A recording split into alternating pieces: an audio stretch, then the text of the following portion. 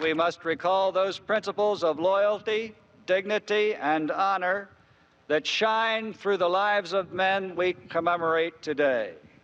We must set aside the evils of sectionalism once and for all.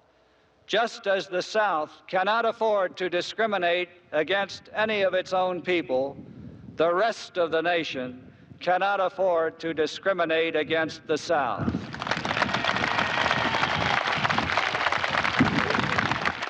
But at the time of the dedication, did many people say it's not appropriate for the Vice President of the United States to come to a Confederate memorial? People said that, and they also said how embarrassing it was that the president didn't come. So you had both of those views.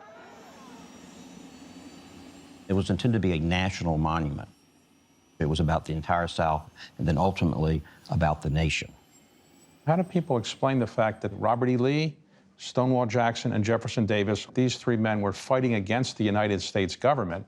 Why would they be great national heroes? Because mythology elevated these folks into heroes.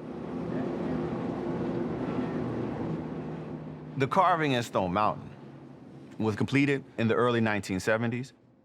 But of course, the history of Confederate memorialization dates back immediately after the Civil War. After the Confederacy falls, after Robert E. Lee surrenders at Appomattox,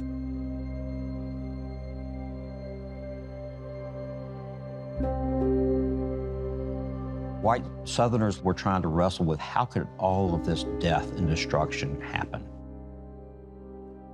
A fifth of the men of military age were dead. And so there was great loss and grieving and wondering, how could this happen to us? In order to believe that the Confederacy and these Confederates were noble, you have to have this myth of victimization of white Southerners, that they are the real victims during the Civil War, but certainly afterward. And any effort to redeem them ought to be considered heroic. And so they came up with a rationalization called the Lost Cause that then got built upon and it ultimately became a national rationalization.